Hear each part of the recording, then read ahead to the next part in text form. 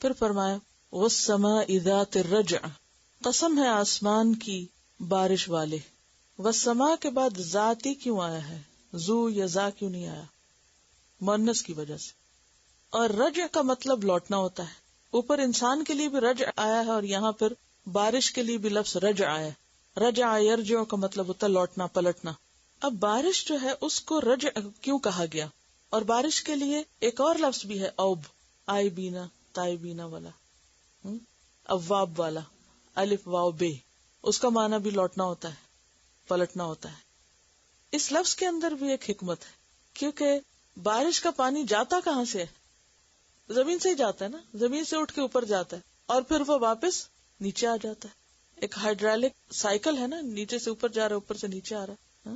تو والسماء، قسم ہے آسمان کی، ذات الرجع، جو بارش والا ہے. اور ویسے بھی بارش بار بار آتی رہتی ہے، آتی ہے پھر بادل چلے جاتے ہیں، پھر آ جاتے ہیں، پھر چلے جاتے ہیں، آنا جانا ان کا لگا رہتا ہے.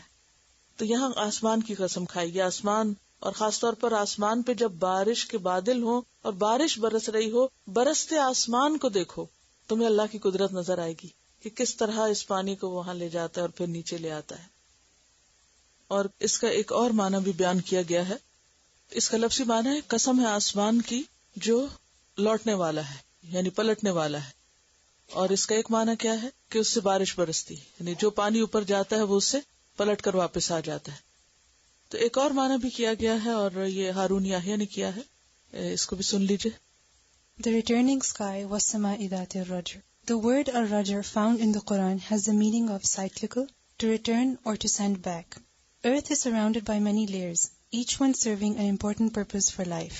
Interestingly, each of these layers has the ability to divert rays into space or back down to Earth, exactly as stated in the ayah. Here are some examples of the recycling functions of the Earth. Troposphere. 13 to 15 kilometers above the Earth, this layer allows water vapor from the Earth to condense and return to the Earth in the form of rainwater. Ozone. The ozone layer is at an altitude of 25 kilometers above the Earth. It reflects harmful radiation coming from space back into space. Ionosphere. The ionosphere reflects radio waves broadcast from Earth back down to different parts of the world. It acts as a passive communication satellite, making wireless communication, radio and television broadcasting possible over vast distances. تو یہ تمام طرح کے رجع جو ہیں آسمان کے متعلق ہیں، خواہ وہ بارش کا رجع ہو یا ہارمفل ریز کا رجع واپس لوٹنا ہو، یا پھر ریڈیائی لہروں کا جس کی وجہ سے آپ کا سیٹلائٹ کام کرتے ہیں ان کا پلٹنا ہو.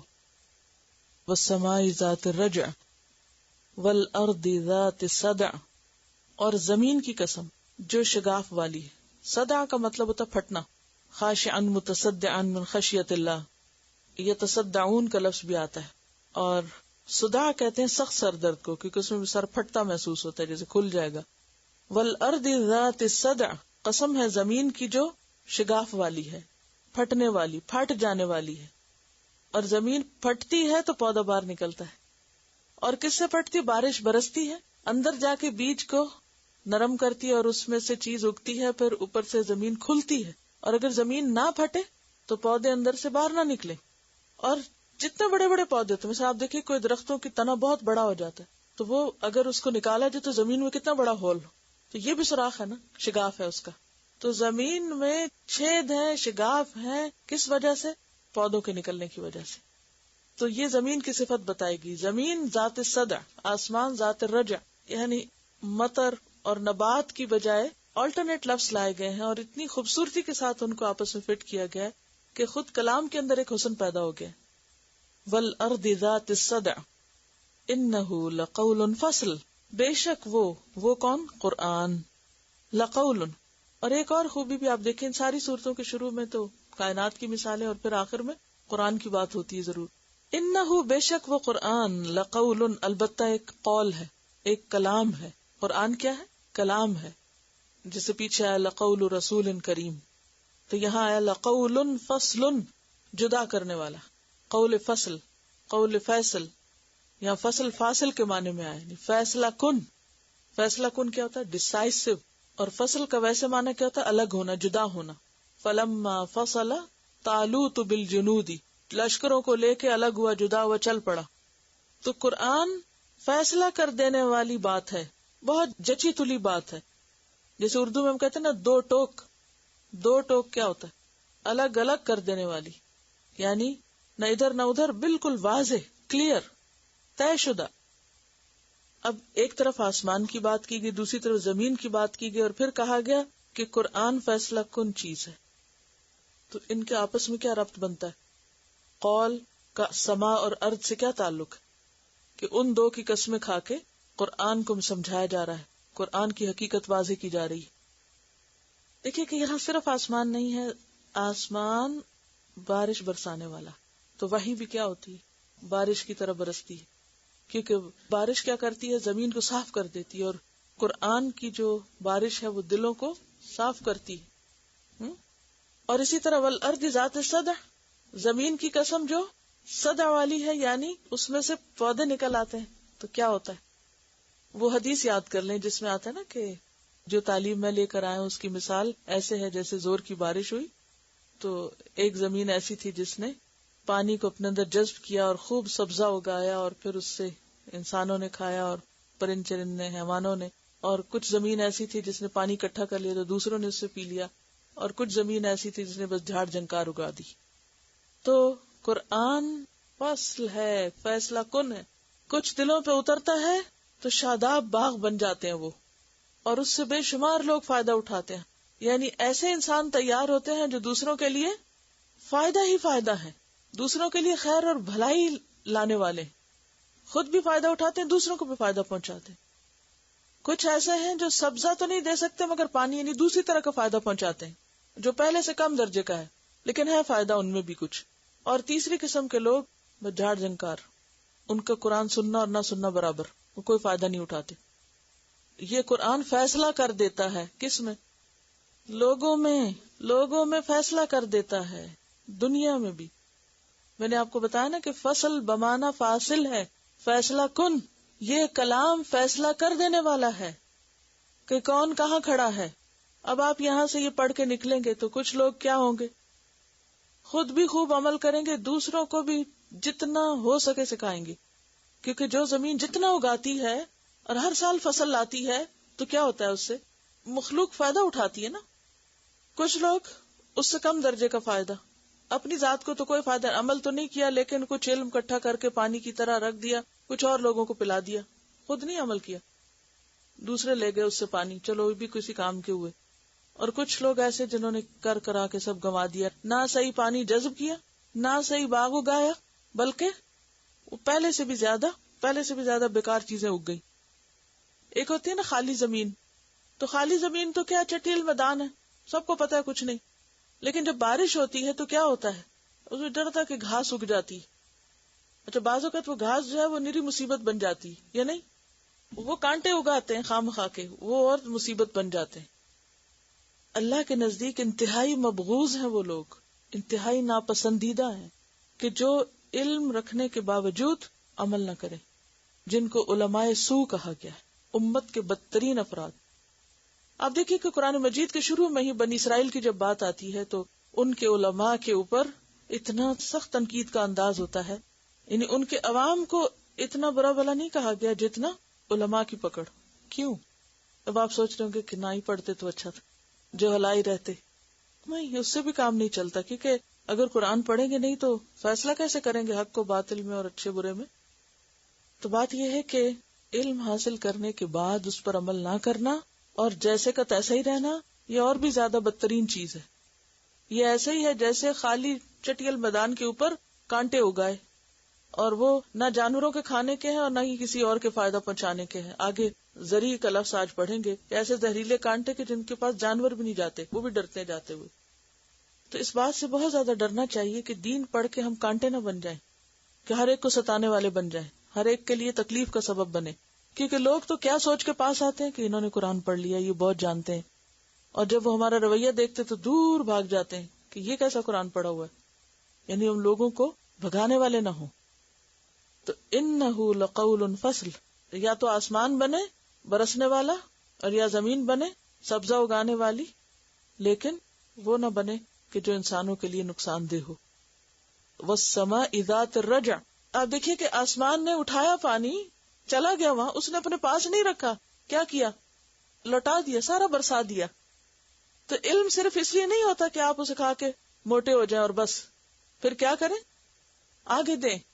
اور اسی طرح والارض ذات الصدع، زمین نے بھی بیج پانی پی کے سب کچھ اندر ہی نہیں ہضم کر دیا، کیا کیا؟ باہر نکالا، سبزہ بنا، ورنہ تو کیا دلدل بنے، دلدل بھی بنتی ہے نا زمین. انہ لقول فصل، دیکھو آسمان کو کیا کر رہا ہے، دیکھو زمین کو کیا کرتی ہے، اور دیکھو لوگوں کو جو قرآن پڑھتے پڑھاتے ہیں، اور یہ قرآن ہی فیصلہ کر دینے والا ہے. انہ لقول فصل وما هو بالہزل، اور یہ کوئی ہنسی مذاق کی چیز نہیں. قرآن ایک سنجیدہ کلام ہے، ہنسی مذاق نہیں ہے. ہزل کا لفظی معنی ہوتا ہے لاغر اور دبلا کمزور ہونا. محزول کہتے ہیں اس شخص کو جو بہت ہی کمزور ہو. تو ہزل ایسے کلام کو کہتے ہیں جو سخیف ہو، کمزور قسم کا، جیسے شیلو باتیں، ہلکی ہلکی اتری باتیں ہوتی ہیں نا، جو لوگوں کو محض جن کے میننگ لیس قسم کی، ایسے لوگوں کو ہنسانے کے لیے. کیسی باتیں ہوتی ہیں؟ مثلا عام طور پہ جو جوکس ہوتے ہیں اگر دیکھا جائے تو ان کے اندر کوئی ڈیپتھ نہیں ہوتی اور کوئی ان کا کوئی سینس نہیں ہوتی. بعض اوقات صرف کیا ہوتا ہے، ایک بات کو ادھر سے ادھر لگا دیا، ادھر سے ادھر لگا دیا، اور بس لوگوں کو ہنساتے رہے، خود بھی ہنستے رہے، اور شیلو قسم کی باتیں، میننگ لیس، یوز لیس قسم کی، نان سیریس ٹاک. فرمایا کہ وما ہوا بالہزل، یہ قرآن کوئی ہنسی مذاق کی چیز نہیں ہے، یہ کوئی نان سیریس چیز نہیں ہے، کوئی بے فائدہ نہیں ہے، بیکار نہیں ہے. کلام دو طرح کے ہوتے ہیں، ایک ہوتے ہیں اصلی شاعر جیسے علامہ اقبال ہیں، یا جن کے کلام میں کیا ہوتا ہے، ڈیپتھ ہوتی ہے، آپ پڑھتے رہیں تو آپ کو نئے نئے معنی سمجھ جائیں گے. اور کچھ شعراء کیسے ہوتے ہیں، فضول قسم کی تک بازی کر کے، اور ان کا کلام پڑھ کر انسان ہنس سکتا ہے، حاصل کچھ نہیں ہوتا، یعنی صرف ایک تفریحی کلام ہوتا ہے نا. کہ کچھ لوگ آتے ہیں مشاعروں میں کیسی نظمیں پڑھتے ہیں جو لوگ ہنس ہنس کے لوٹ پوٹ ہوتے جاتے ہیں، لیکن اگر اس کے بعد دیکھا جائے بھی کیا سیکھا، کیا ہاتھ آیا، کچھ بھی نہیں. بس وہ ایک وقتی دل بہلانے کا کھیل تھا، وہ کھیل ختم ہوا تو بات ختم. تو یوں کہہ سکتے ہیں کہ یہ کوئی لطیفے نہیں ہے، یعنی کوئی ایک جسے ہم کہتے ہیں نا جوکس یا لطیفے کی چیز. تو یہ قرآن کیا ہے، لقول فصل وما هو بالہزل، یہ قرآن فیصلہ کن چیز ہے، کوئی ہنسی مذاق کی اور لطیفے سنانے کی اور جوکس کی کتاب نہیں ہے. اس کو پڑھنے کے بعد انسان کو اپنے بارے میں اور اپنے طرز زندگی کے بارے میں ایک فیصلہ کن سٹیپ لینا ہوتا ہے کہ اب اسے کرنا کیا ہے. یہ نہیں کہ آئے، دل بہلایا، اچھی اچھی آوازیں سنی، قرات کی، اور پھر جب محفل برخاست ہوئی تو بس بھول بھلا گئے کہ کیا پڑھا تھا، کیا سنا تھا، کیا سیکھا تھا. یہ ایسی چیز نہیں ہے، کیونکہ یہ قول ہے نا، کلام ہے.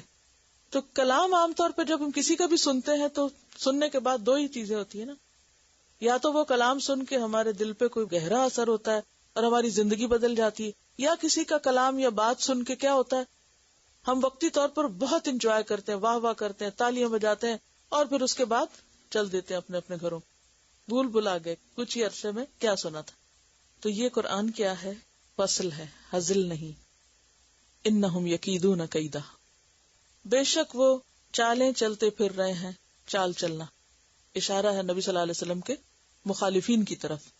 یقید کا لفظ ہے نا قید سے، جیسے آگے تدبیر قید کا لفظ ہے مفعول مطلق کے طور پر، اور مفعول مطلق میں جو تکرار ہوتی ہے نا، یہ مفعول مطلق کے طور پر جو آتا ہے مادے سے لفظ، یہ دراصل زور کا معنی ہوتا ہے اس میں، اور اس میں ایک تاکید کا معنی ہوتا ہے. اور کئی دن جو ہے واحد آ رہا ہے، تو مراد یہ ہے کہ بہت سے لوگ ہیں آپ کے مخالفین، اور ہر ایک اپنی اپنی چال چل رہا ہے، اور ہر ایک اپنی اپنی تدبیر کر رہا ہے. وَأَكِيدُ كَيْدًا، اور میں بھی ایک چال چل رہا ہوں، میں بھی ایک تدبیر کر رہا ہوں. وہ اپنی تدبیروں میں لگے ہوئے ہیں، میں بھی تدبیر کر رہا ہوں. فَمَهِّلِ الْكَافِرِينَ، پس مہلت دے دو کافروں، امہلہم، مہلت دو ان کو، رویدا، تھوڑی سی، تھوڑی دیر. جس سورۃ آل عمران میں آتا نا وَمَكَرُوا وَمَكَرَ اللَّهُ وَاللَّهُ خَيْرُ الْمَاكِرِينَ. یہاں کس چال کی طرف اشارہ ہے؟ پیچھے آپ پڑھ چکے ہیں کہ نبی صلی اللہ علیہ وسلم کو مکہ میں اتنا ستایا گیا کہ بالآخر جب انہوں نے دیکھا کہ یہ تو روز بروز بڑھتے ہی جا رہے ہیں، ختم نہیں ہو رہے، تو بہتر ہے کہ قصہ تمام کرو. تو انہوں نے آپ کے قتل کی چال یا تدبیر کرنی شروع کی. وَإِذْ يَمْكُرُ بِكَ الَّذِينَ لِيَقْتُلُوكَ أَوْ لِيُثْبِتُوكَ أَوْ لِيُخْرِجُوكَ وَيَمْكُرُونَ وَيَمْكُرُ اللَّهُ. تو آپ کو یاد ہوگا کہ بہت سے لوگ نبی صلی اللہ علیہ وسلم کے خلاف ایک حتمی فیصلہ کرنے کے لیے اکٹھے ہوئے تھے. کسی نے کہا آپ کو قید کر دیا جائے، گھر میں باندھ دیا جائے اور بالکل کبھی نہ نکلنے دیا جائے. کسی نے کہا کہ آپ کو یہاں سے نکال دیا جائے، تو دوسرے نے کہا نہیں، اگر تم نکال دو گے تو وہ تو وہاں جا کے ڈیرا جما لیں گے اور ان کا دین اور پھیل جائے گا، پھر تم ہی پہ آ کے حملہ کریں گے، تو ان کو نکلنے نہ دو. کسی نے کہا قتل کر دو، تو پھر انہوں نے کہا کہ اگر قتل کیا تو جو قبیلہ قتل کرے گا اس کی تو شامت آ جائے گی، کیونکہ وہاں قبائلی نظام تھا. تو کہا جاتا ہے کہ شیطان انسانی شکل میں ان کے بیچ میں آیا اور اس نے ان کو ایک بڑی راہ سجھائی، اور وہ کیا تھی کہ ہر قبیلے کا ایک شخص آئے اور ایک گروپ کی شکل میں تلواریں اٹھا کر بیک وقت آپ پر حملہ آور ہوں اور آپ کے گھر کے باہر بیٹھ جائیں، اور جب آپ تہجد کے لیے نکلتے ہیں تو رات کے پچھلے پہر اچانک حملہ آور ہوں، اور پھر بنو ہاشم کس کس کو پکڑیں گے، سب پہ خون بہا جو ہے وہ تقسیم ہو جائے گا اور اس طرح معاملہ بھی ختم ہو جائے گا. تو بہرحال جب وہ یہ چال چل رہے تھے تو اللہ سبحانہ وتعالیٰ نے کیا حکم دیا نبی صلی اللہ علیہ وسلم کو بذریعہ وحی کہ آپ اب خاموشی سے نکل جائیں. اور جب رات کے پچھلے پہر آپ نکلے یہ پڑھتے ہوئے وجعلنا من بین ایدیہم سدا ومن خلفہم سدا فاغشیناہم فہم لا یبصرون، یہ سب آپ کے گھر کا گھیرا کر کے بیٹھے ہوئے تھے اور آپ نکلے اور ان میں سے کسی کو خبر نہ ہوئی، اور خاموشی کے ساتھ آپ مکہ سے باہر چلے گئے حضرت ابوبکر کے ساتھ. پھر وہاں کیا ہوا؟ کھلا غار تھا. غار کا کوئی دروازہ ہوتا ہے، گیٹ ہوتا ہے کوئی؟ کھلا غار، اس میں تھے وہ. اور حضرت ابوبکر بہت سخت گھبرا گئے جب وہ قریب آ گئے تھے کہ اب تو وہ پہنچ ہی گئے ہمارے سر پہ، اب تو ہم پکڑے جائیں گے. لیکن پھر کیا ہوا؟ پھر اللہ سبحانہ تعالیٰ نے ان کو ہٹا دیا وہاں سے، اور بعض روایت میں آتا ہے جالا بن گیا تھا اور اس طرح کی چیزیں. اور پھر اس کے بعد کیا ہوا؟ جب آپ سفر کر کے جا رہے تھے، آپ ان کی کوششیں دیکھیں کہ ہر طرف انہوں نے یہ نہیں کہ ایک طرف، انہوں نے ہر طرف اپنے گھڑ سوار دوڑا دیے. سراقہ بن مالک آپ کے پیچھے تک پہنچ گیا، اور جب اس کا گھوڑا 2 دفعہ دھنسا، کہاں سے اللہ نے ان کو نکالا؟ انہم یکیدون کیدا واکید کیدا. اور اللہ کی چال کیا تھی، اللہ کی تدبیر کیا تھی کہ یہ سب یہیں نامراد ہوں. آپ مدینہ پہنچے، اور مدینہ پہنچنے کے بعد کیا ہوا؟ صرف 1 سال کے بعد یعنی 2 ہجری میں جنگ بدر ہوئی، اور ان میں ان کے 70 سردار مارے گئے. ان کی ساری جو ہائی کمان تھی وہ سب اڑ گئی. یہ تھی اللہ کی چال. وَأَكِيدُ كَيْدًا فَمَهِّلِ الْكَافِرِينَ، مہلت دے دو کافروں کو. أَمْهِلْهُمْ رُوَيْدًا، تھوڑی سی مہلت اور. کیونکہ بعض اوقات ایسا ہوتا ہے نا کہ حالات اتنے تنگ ہو جاتے ہیں کہ انسان گھبرا اٹھتا ہے کہ یہ امتحان کب تک ہوگا، کیسے ہوگا، کب یہ مشکل آسان ہوگی. تو اس وقت اللہ سبحانہ وتعالیٰ کیا فرماتے؟ تھوڑی دیر بس اور ہے، یہ سب اپنے کیے کا پائیں گے. اور مہل اور امہل ایک باب تفیل ہے اور ایک باب افعال ہے، دونوں میں مہلت کا لفظ ہے. اردو میں بھی آتا ہے مہلت. اور کل محل کیا؟ تیل کی تلچٹ، وہ بھی کیا ہوتی ہے؟ ٹھہری بھی ہوتی ہے، یعنی تھوڑا سا اور ٹھہر جاؤ. جب آپ تیل مثلا کہیں بہاتے تو کیا ہوتا ہے؟ وہ تلچٹ نیچے بیٹھ جاتی ہے نا، وہ چلتی نہیں ہے ساتھ، ادھر ہی رک جاتی ہے. تو وہ بھی ایک طرح سے ٹھہرنا ہی ہوتا ہے. تو امہلہم رویدا، رویدا کا لفظ نا رے واو دال سے ہے، رود کا لفظ ہے. اس سے کئی لفظ نکلتے، جیسے ارادہ یریدو، ارادہ بھی نکلتا ہے اس سے. پھر اس سے راوتہ کا لفظ بھی پڑھا سورۃ یوسف میں آپ نے، میں نے اس کو بہکایا. داؤ لگانے کے لیے بھی آتا ہے، رود آہستہ چلنے کے لیے بھی آتا ہے. تو امہلہم رویدا، اور یہاں یہ تصغیر میں آیا ہے. ارود کی تصغیر ہے. تصغیر کیا ہوتی ہے؟ مثال دیں، چھوٹا کرنا. مثال دیں، کوئی تصغیر کا کوئی صیغہ بتائیں. انس سے انیس، اور حسن سے حسین، اور عبد سے عبید. بہت ساری چیزیں ہیں اس میں، ٹھیک ہے. تو یہ روید جو ہے نا، یہ اسی طرح عبید ہی کی طرح یہ ہے تصغیر کا صیغہ.